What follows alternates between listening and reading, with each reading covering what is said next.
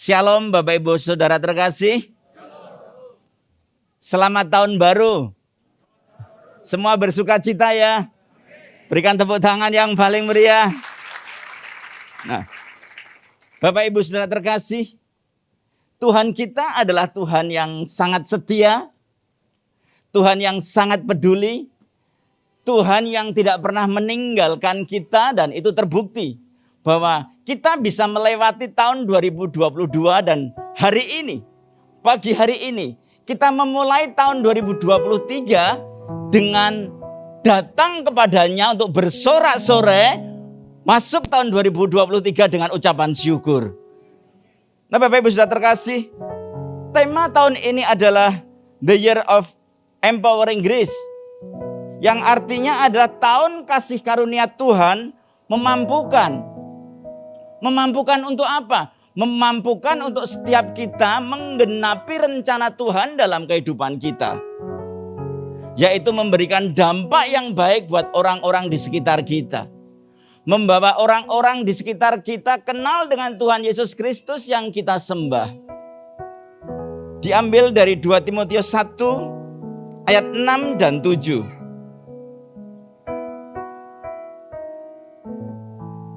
Demikian firman Tuhan, 2 Timotius 1 ayat 6 dan 7. Karena itulah aku peringatkan engkau untuk mengobarkan karunia Allah yang ada padamu oleh penumpangan tanganku atasmu.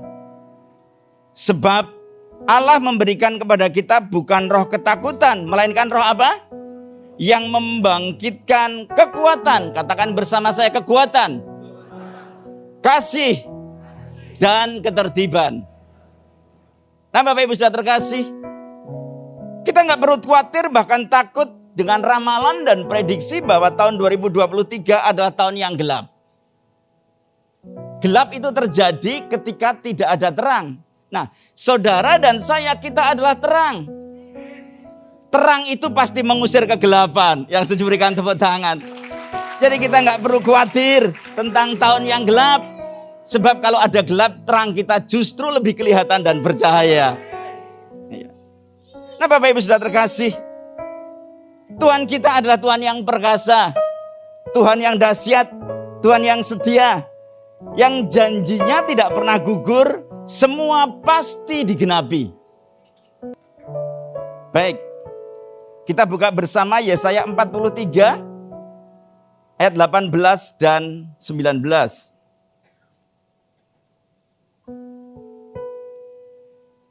Firman-Nya, janganlah ingat-ingat hal yang dahulu dan janganlah perhatikan hal-hal yang dari zaman purbakala.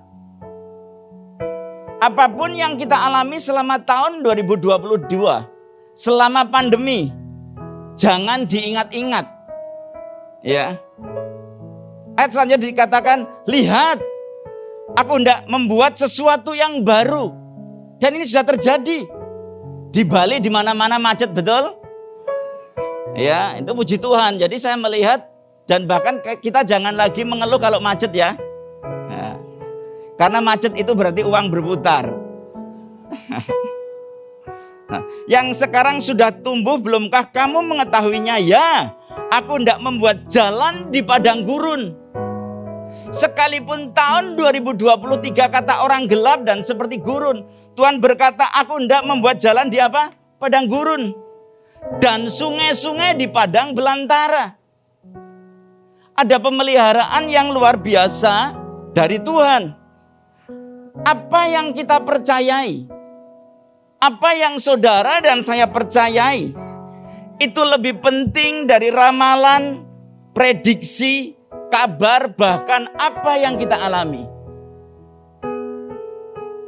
Jadi kita ini kan percaya kepada Tuhan. Nah, karena kita percaya kepada Tuhan, kabar-kabar yang mengerikan itu jadi nggak penting. Sebab ketika Tuhan menjadi gembala kita, maka kita pasti tidak akan kekurangan. Sebab Dia menyediakan semua kebutuhan kita. Itu ada di dalam Mazmur 23. Bahkan Tuhan akan membimbing kita ke padang rumput yang hijau. Nah, sekalipun segala sesuatunya sulit, Tetapi Tuhan akan membimbing kita ke padang rumput yang hijau. Kita nggak perlu takut. Bahkan ketika kita berjalan di dalam lembah kekelaman. Sebab gadamu dan tongkatmu, gada Tuhan dan tongkat Tuhan, itulah yang akan menyertai kita, yang akan menghibur kita. Tuhan gak pernah meninggalkan kita bahkan sedetik pun.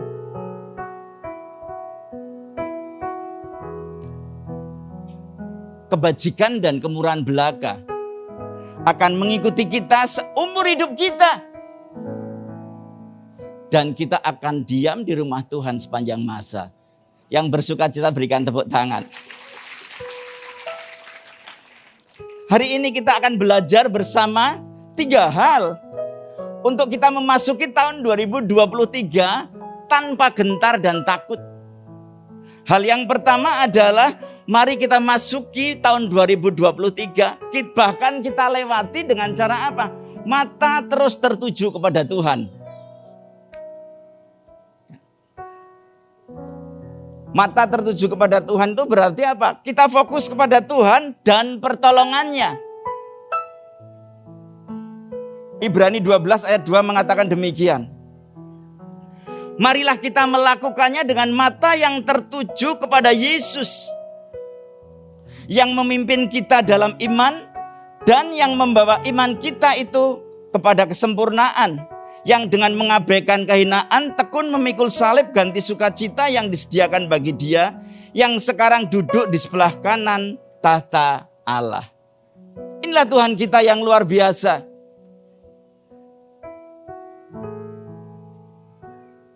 Fokus kepada Tuhan akan membuat kita kuat, tidak lemah dan putus asa. Sehingga ketika fokus kepada Tuhan, kita akan mendapatkan kemenangan. Oleh karena itu jangan pernah takut dengan yang namanya pergumulan dan permasalahan. Sebab pergumulan dan permasalahan Tuhan izinkan untuk terjadi dalam kehidupan kita. Supaya kita disebut pemenang, bahkan lebih dari pemenang. Belajar dari Daud. Nah, Daud itu fokus kepada Tuhan. Sehingga dia tidak takut ketika harus menghadapi Goliat yang lebih besar. Goliat yang lebih terlatih dan lebih berpengalaman di dalam berperang. Beda dengan Saul, Raja Saul dan orang-orang Israel. Nah, mereka itu fokus kepada masalah, yaitu fokus kepada Goliat yang tinggi besar. Dan hal itu membuat Saul dan orang Israel ketakutan. Nah, kita lihat bagaimana percakapan antara Daud dan Saul. Siapakah Daud? Daud itu adalah seorang gembala kambing domba. Bahkan Alkitab mencatat dombanya tidak banyak, hanya 2-3 ekor. Tetapi bagaimana Daud itu sangat bertanggung jawab terhadap apa yang dipercayakan kepadanya. Siapakah itu Saul? Saul adalah raja Israel.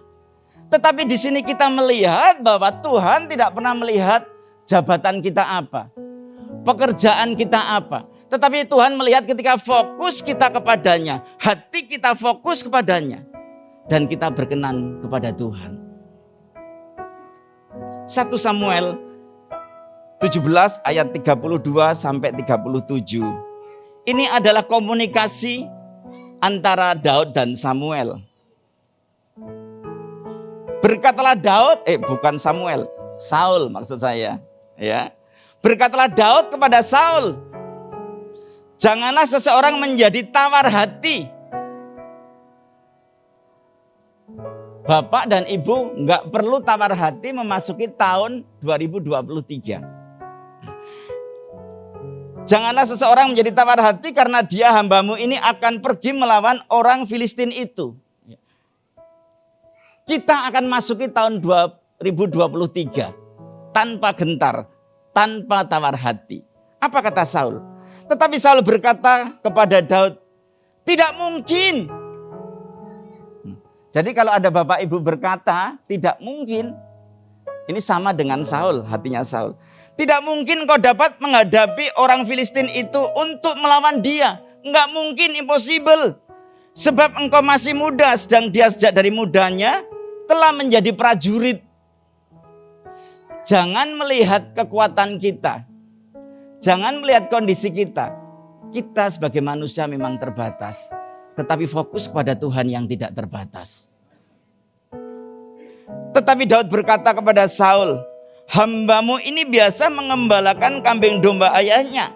Apabila datang singa atau beruang yang menerkam seekor domba dari kawanannya, maka aku mengejarnya, menghajarnya dan melepaskan domba itu dari mulutnya.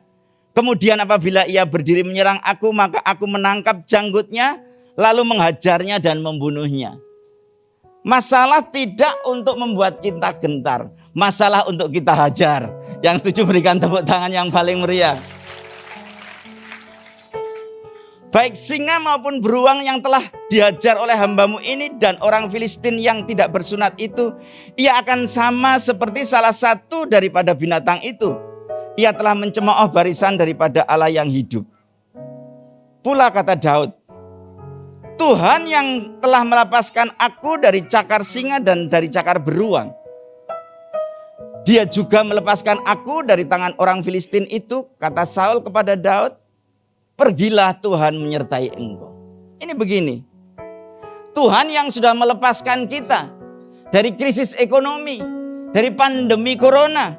Tuhan pula yang pasti akan melepaskan kita dari masalah-masalah yang akan diperhadapkan kepada kita selama tahun 2023.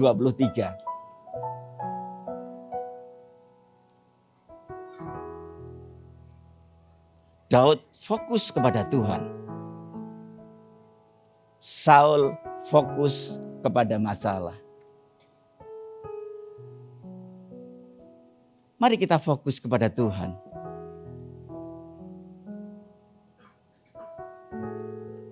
Sebab ketika kita berserah kepadanya, maka Tuhan akan melakukan apa yang tidak bisa kita lakukan. Hal yang kedua, apa yang harus kita lakukan selama tahun 2023? Yaitu melekat kepada Tuhan. Yakobus 5 ayat 16b dikatakan demikian, bahwa doa orang yang benar bila yakin didoakan apa? Sangat besar kuasanya. Dikatakan di sini bukan doa semua orang, tetapi doa orang benar. Siapakah orang benar? Orang benar adalah orang yang hidupnya melekat kepada Tuhan. Orang yang hidupnya di dalam firman Tuhan. Lebih menyenangkan Tuhan daripada menyenangkan daging. Berani berkata tidak kepada tawaran dunia. Lebih melakukan firman Tuhan daripada mengikuti emosi. Mazmur 73 ayat 25 dan 26.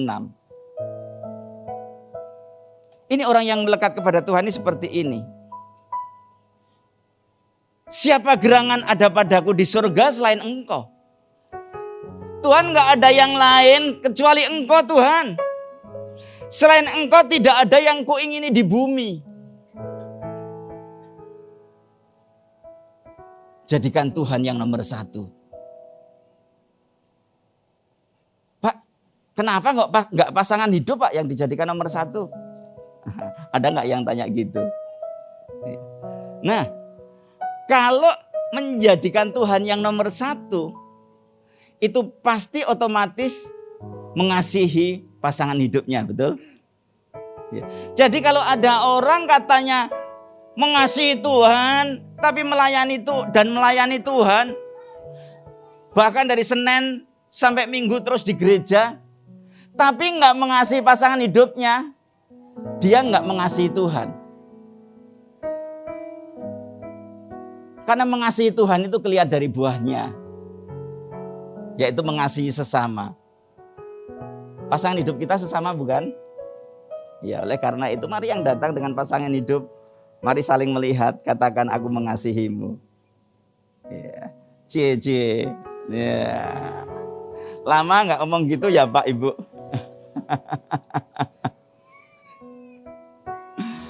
Nah, ayat 26 dikatakan demikian. Sekalipun dagingku dan hatiku habis lenyap, gunung batuku dan bagianku tetaplah Allah apa? Selama-lamanya. Selama-lamanya itu nggak ada batasnya. Ya. Itu kan ada pujian. Sekalipun dagingku dan hatiku habis lenyap, gunung batuku dan bagianku tetaplah Allah selama-lamanya. Nah, biarlah itu menjadi gaya hidup kita. Ya. Tidak hanya sekedar menjadi nyanyian kita. Nah, apakah hasil kehidupan yang melekat kepada Tuhan? Itu ada di dalam Yohanes 15 ayat 7. Ini hasil dari kehidupan yang melekat kepada Tuhan. Jikalau kamu tinggal di dalam aku dan firmanku di dalam kamu, mintalah apa saja yang kamu kehendaki dan kamu akan apa? Menerimanya. Berapa banyak yang siap menerima janji Tuhan dalam kehidupannya? Haleluya, berikan tepuk tangan yang paling meriah. Ya. Hidup melekat kepada Tuhan, ya. Hal yang ketiga, apa yang harus kita lakukan? Yaitu melakukan dengan sungguh-sungguh, dengan totalitas. Apapun yang menjadi tugas dan tanggung jawab kita, lakukan dengan totalitas. Ya. Kolose 3 ayat 3 mengatakan demikian. Apapun juga yang kamu perbuat, perbuatlah dengan segenap hatimu seperti untuk Tuhan dan bukan untuk manusia. Apapun yang dipercayakan Tuhan kepada kita, mari kita lakukan dengan sebaik mungkin. Tidak peduli jadi apapun kita. Mungkin ada yang jadi tukang parkir. Mungkin ada yang jadi asisten rumah tangga. Mungkin ada yang jadi cleaning service, tukang bersih-bersih. Mungkin ada yang jadi pemimpin, jadi manajer, jadi direktur. Mungkin ada yang jadi pengusaha. Firman Tuhan katakan, lakukan dengan segenap hati. Jangan melihat apa, jabatan apa. Tapi Tuhan melihat bagaimana cara kita melakukan. Yang setia dan tanggung jawab kepada perkara yang kecil akan diberikan tanggung jawab yang lebih besar. Jangan melihat sekarang, tapi lihat janji Tuhan.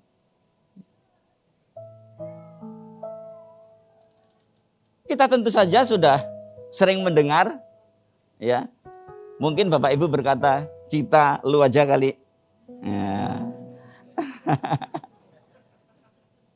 Ada satu quote yang luar biasa. Quote-nya itu berkata bahwa hasil itu tidak pernah mengkhianati usaha. Siapa yang tahu hal ini? Hasil tidak pernah mengkhianati usaha. Oh, ternyata sedikit yang tahu. Berarti gue aja yang tahu ya. Nah, hasil tidak pernah mengkhianati usaha ini bicara tentang hukum tabur tuai. Ya kalau kita mengerjakannya dengan sungguh-sungguh, dengan smart, saya percaya, ya tuaiannya pasti luar biasa, hasilnya pasti luar biasa. Iya. Sebab memang kita itu akan menuai apa yang kita tabur, bukan apa yang kita inginkan. Setuju ya? Tetangga kerja keras, kerja smart, ya. Secara keuangan, secara ekonomi diberikan kelimpahan. Kemudian tetangga di sekitar kirinya males-malesan, tapi kepingin diberkati seperti sebelahnya, bisa enggak? Enggak bisa. Sebab apa? Ya kita itu akan menuai apa yang kita tabur. Kita boleh ingin ini dan itu, tapi kalau enggak pernah nabur ya kita enggak pernah nuai, betul ya? Oleh karena itu taburlah dengan yang sebaik-baiknya. Ya. Mazmur 126 ayat 5. Ayat 5 dan 6. Orang yang menabur dengan mencucurkan air mata, ia akan menuai dengan bersorak-sorai. Orang yang berjalan maju dengan menangis sambil menabur benih, pasti pulang dengan sorak-sorai sambil membawa berkas-berkasnya. Tuhan Yesus memberkati.